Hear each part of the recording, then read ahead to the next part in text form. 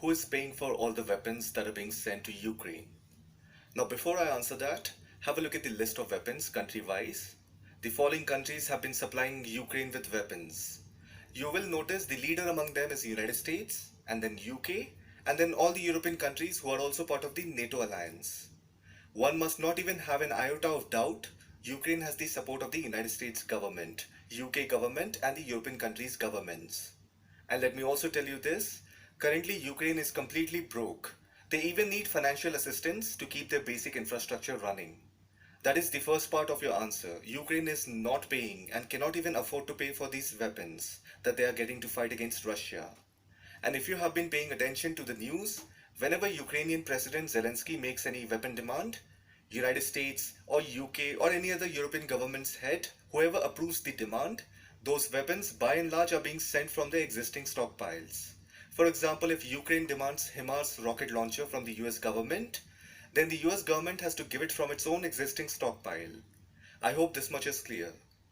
Now the next thing that you have to understand is every country has its own arsenal or stockpile of weapons. It is not like whenever there is any demand, only then the government manufactures it. Every country's government has certain amount of reserve weapons. That means these existing stockpile of weapons have already been paid for. Citizens of respective countries have already paid for these weapons in the form of taxes. Now whether United States military uses them or any other country uses them, all you have to do is just keep an account of the weapons that have been actively used. After all, the purpose of any material thing in this world is not to be preserved for ages. They have to be used because they have a shelf life. Plus, if you look at the list of weapons, they are not something that is state of the art or cutting edge technology weapons. These weapons must have been lying in storage facilities for decades, and there is also cost associated behind storing these weapons. If you don't use those weapons, then every year your storage cost keeps on adding. So at some point of time it makes sense to use those weapons. Otherwise, what was the purpose of manufacturing them in the first place? Suppose if you don't use those weapons, then you have wasted money in manufacturing them and then storing them, and then at some point if you don't use them at all, you will have to dispose them or recycle them. So either way, if you see, there is cost, cost, cost. The US government knows that now is the time to drain Russia both economically and militarily without having to engage directly. It will be cheaper for the United States to stop Russia now than to do it 5 or 10 years later, because the fact of the matter is Ukraine is completely destroyed. Forget about that. No one is going to rebuild Ukraine. It has become the next Afghanistan of Europe. But for the US government, this is the cheapest possible way to take down its adversity. Simply the US government has to do is keep giving these old stockpiles of weapons. Have a look at Germany, Poland and nearby countries of Ukraine. They all have been giving Cold War era tanks and weapons to Ukraine. This will clearly tell you that these countries are getting rid of their old arsenal. Even United States has given M113 APC, which is from the Vietnam era. Then they have also sent a dozen of F-15s and F-16s to Ukraine, basically donated. Simultaneously, US has also supplied hundreds of modern suicide drones.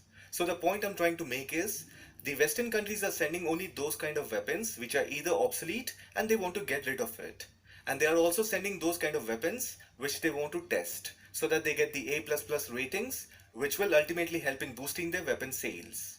So please don't think that the Western countries are helping Ukraine out of humanity. They have outsourced their war to Ukraine. So this $33 billion military aid to Ukraine might look very noble. You can also use the word donation, although donation is not a right word.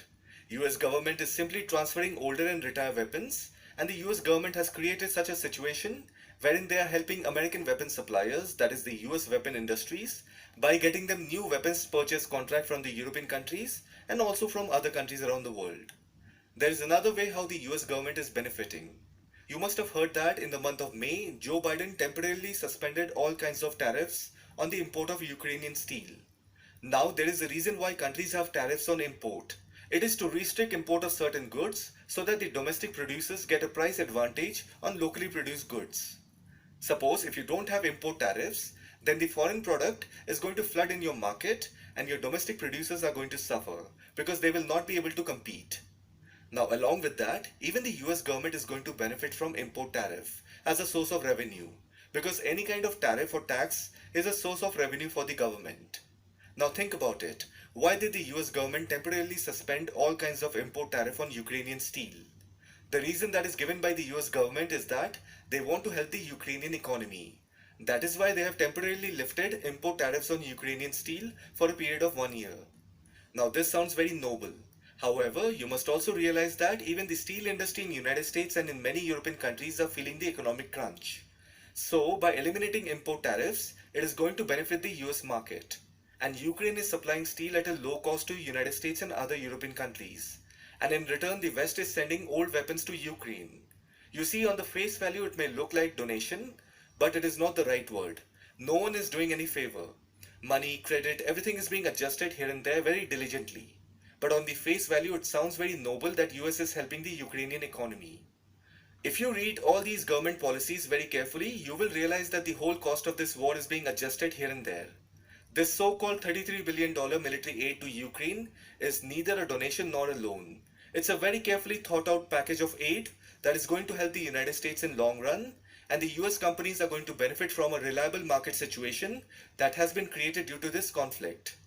Similarly, apart from the $33 million military aid to Ukraine, US government has also given subsidies to the US farmers to increase their production of crops such as soybeans and wheat. Again, if you look at the reasons given by the US government, this subsidy is towards meeting global food shortages. But in reality, US government is encouraging their farmers to grow grains and make them flow into the free market of Europe. Before this war, Ukrainian farmers were known as the Europe's breadbasket. But now, after this war, United States government's subsidy to its own farmers is going to make the US agricultural market more profitable. And if you notice, the $33 billion military aid to Ukraine was announced on 28th April, and the farm subsidy was also announced on the same day. So what I'm trying to say is that all these military aid that the US government is giving to Ukraine, it is neither a donation nor a loan.